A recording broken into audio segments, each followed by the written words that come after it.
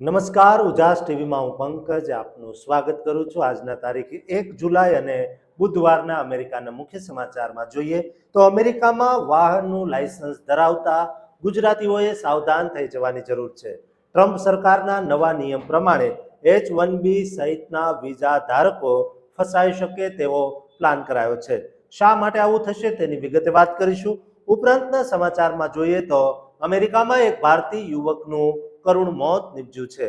Highway પર toll tax ભરવો ન પડે તે માટે ટૂંકા રસ્તે જનાર યુવક કાર સાથે પાણીના ધસમસતા પ્રવાહમાં તણાઈ ગયો હતો, જેથી તેનું મોત નીપજ્યું। પણ મૃતદેહ બીજે દિવસે એવી રીતે મળ્યો કે લોકોના હૃદય દ્રવી ઉઠ્યા। તેની વિગતે વાત કરીશું। આ ઉપરાંતના સમાચારમાં જોઈએ તો અમેરિકામાં યુ વિઝાનું કૌભાંડ આચરનાર લાલા પટેલ ઉર્ફે ચંદ્રકાંત પટેલે તેના ગુના કબૂલી લીધા છે, જેથી હવે લાલા પટેલે જે લોકોને પોતાની ગંદી જાળમાં ફસાવ્યા હતા તે તમામને જેલ થાય તેવી શક્યતા છે।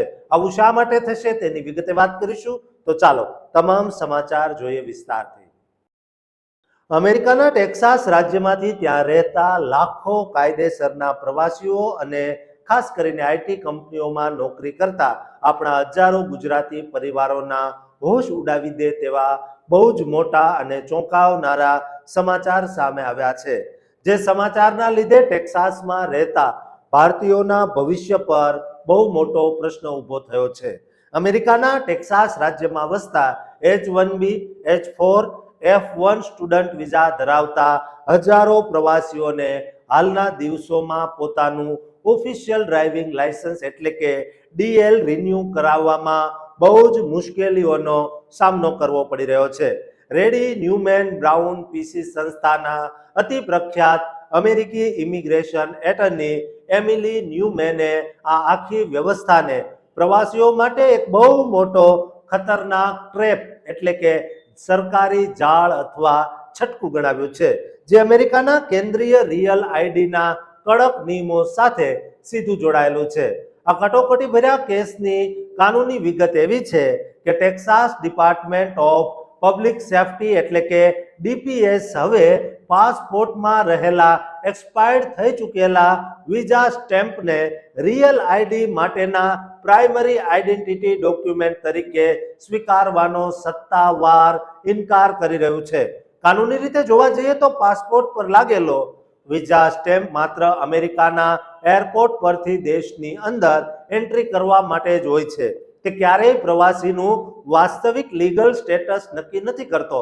જ્યારે અમેરિકાની અંદર કાયદેસર રહેવાનો અસલી પુરાવો એટલે કે લોફુલ પ્રેઝન્સ તો USCIS દ્વારા ઇસ્યુ કરાયેલું ફોર્મ I-94 અને I-979 નું ઓફિશિયલ એપ્રુવલ નોટિસ જ નક્કી કરે છે, જેને ટેક્સાસ DPS ધારે તો કમ્પ્યુટર પર સેવ વેરિફિકેશન સિસ્ટમ દ્વારા લાઈવ ચેક પણ કરી શકે, પરંતુ DPS ના ઓફિસરો કાયદો બદલી રહ્યા છે, જેના લીધે ખાસ કરીને ભારતીય અને ગુજરાતીઓને સૌથી મોટી આકરી અસર થઈ રહી છે।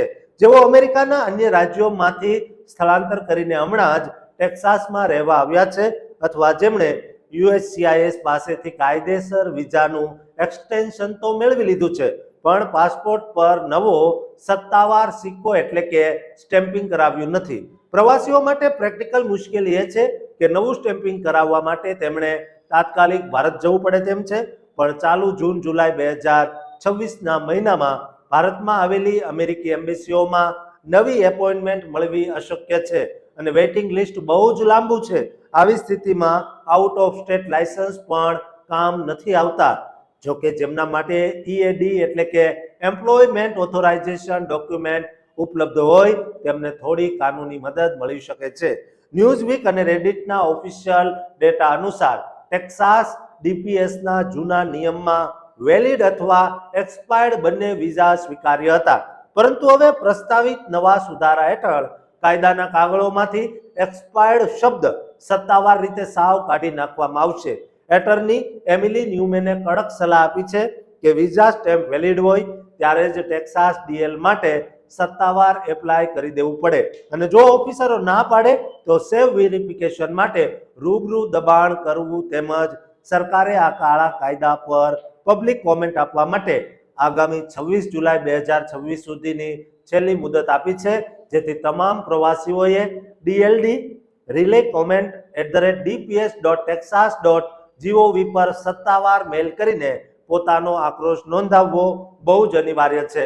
દોસ્તો, આપણા તમામ ગુજરાતીઓએ અત્યારે જ વિરોધ નોંધાવવો જોઈએ, જેથી આવો કાળો કાયદો બનતા અટકી શકે. દોસ્તો, એના માટે આ વિડીયો તમામ ગુજરાતી ભારતીયોને શેર કરીને વધુમાં વધુ આક્રોશ નોંધાવે તેવી વિનંતી કરવામાં આવે છે. દોસ્તો, આ ચેનલને સબસ્ક્રાઇબ કરવાનું પણ ચૂકતા નહીં.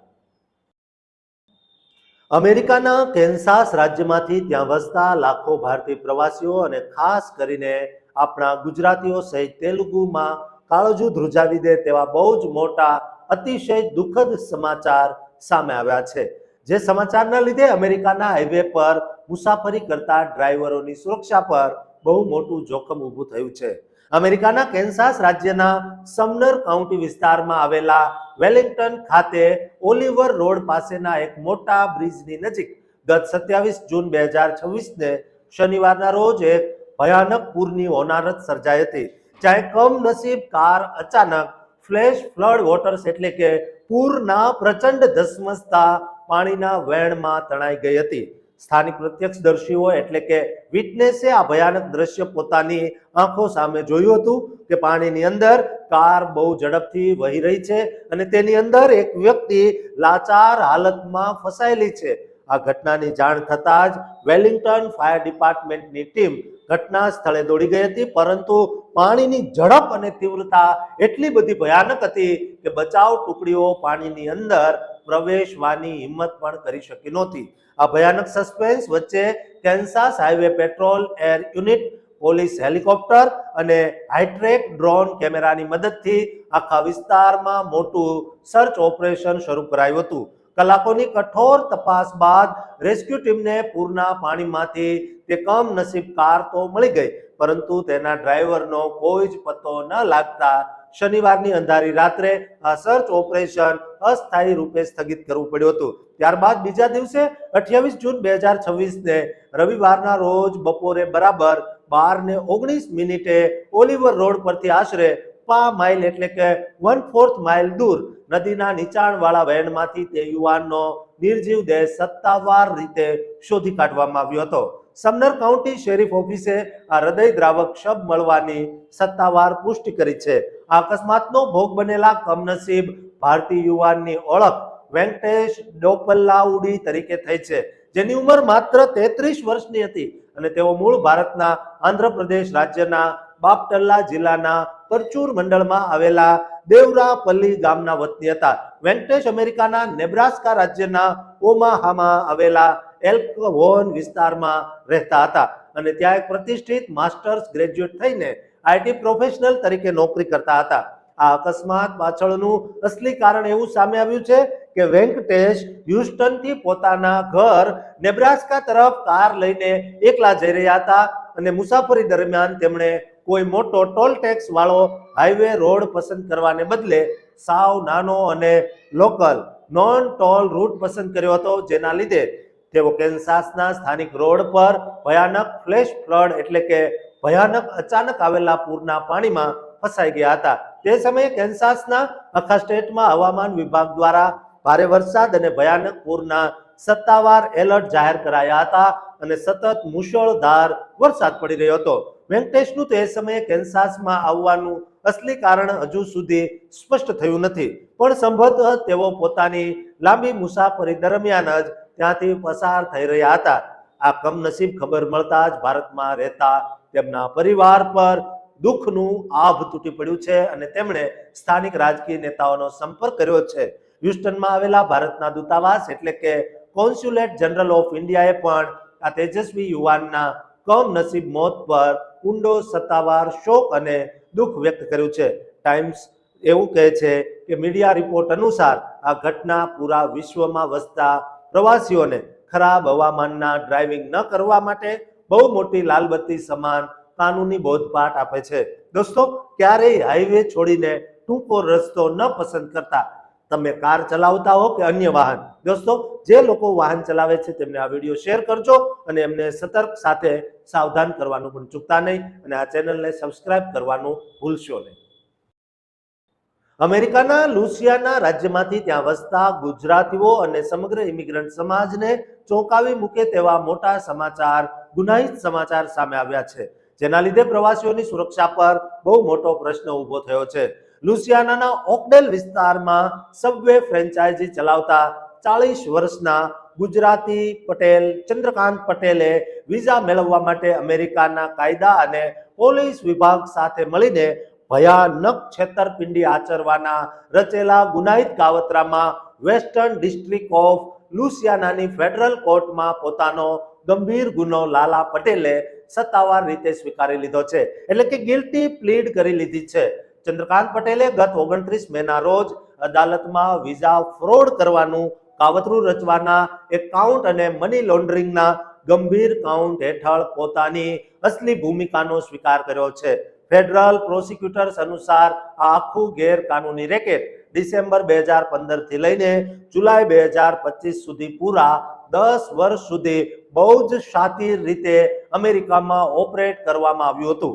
કાનૂની એજન્સીઓએ ખુલાસો કર્યો છે કે આરોપી ચંદ્રકાંત પટેલે અમેરિકામાં વિઝા મેળવવા ઈચ્છતા વિદેશી નાગરિકો પાસેથી હજારો ડોલરની તોતિંગ રકમ ઉઘરાવી હતી અને ત્યારબાદ તે લોકોને અમેરિકાના વિશિષ્ટ યુ વિઝા અપાવવા માટે કાયદાના રક્ષક એવા પૂર્વ પોલીસ અધિકારીઓ સાથે મળીને નકલી સશસ્ત્ર લૂંટફાટના કાગળો અને ખોટા પોલીસ રિપોર્ટ બનાવડાવ્યા હતા, જે લૂંટફાટ વાસ્તવિકતામાં ક્યારેય થઈ જ નહોતી. તેમણે જણાવી દઈએ કે યુએસ કાયદા અનુસાર યુ વિઝા એક વિશિષ્ટ નોન ઇમિગ્રન્ટ વિઝા છે, જે કોંગ્રેસ દ્વારા વર્ષ 2000માં એવા વિદેશી નાગરિકોને અસ્થાયી કાનૂની સ્ટેટસ આપવા માટે બનાવાયો હતો, જેઓ અમેરિકાની ધરતી પર કોઈ ગંભીર હિંસક ગુનાનો ભોગ બન્યા હોય અને માનસિક કે શારીરિક હિંસા સહન કરીને ગુનાની તપાસમાં સ્થાનિક પોલીસને સત્તાવાર મદદ કરતા હોય. ચંદ્રકાંત પટેલે કાયદાની આ છટકબારી કહો કે સવલતનો બહુ જ નીચ અને નરાધમ રીતે દુરુપયોગ કર્યો હતો અને આવા દરેક ફેક પોલીસ રિપોર્ટ કરવા માટે તે લુસિયાનાના સ્થાનિક પોલીસ અધિકારીઓને પ્રત્યેક રિપોર્ટ દીઠ પૂરા $5000 એટલે કે આશરે 4.25 લાખ રૂપિયાની મોટી લાંચ આપતો હતો.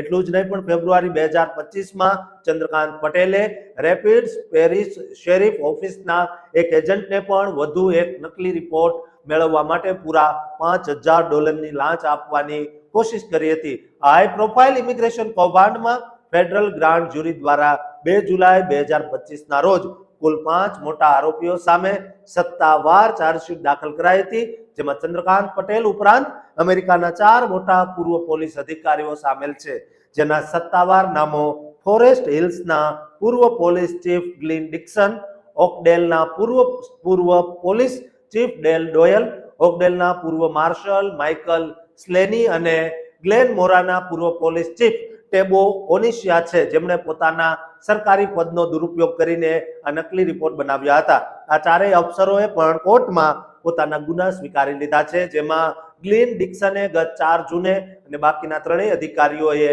મે મહિનામાં ગિલ્ટી પ્લીડ કરી લીધી છે.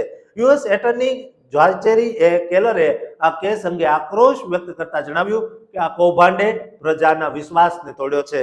કાનૂની પ્લી એગ્રીમેન્ટ અનુસાર ચંદ્રકાંત પટેલને આ ગંભીર ગુનાઓ હેઠળ અમેરિકાની ફેડરલ જેલમાં વધુમાં વધુ 15 વર્ષની સખત કેદની સજા થઈ શકે છે, જેમાં વિઝા ફ્રોડ કાવતરા માટે 5 વર્ષ અને મની લોન્ડરિંગ માટે 10 વર્ષની જેલ સામેલ છે.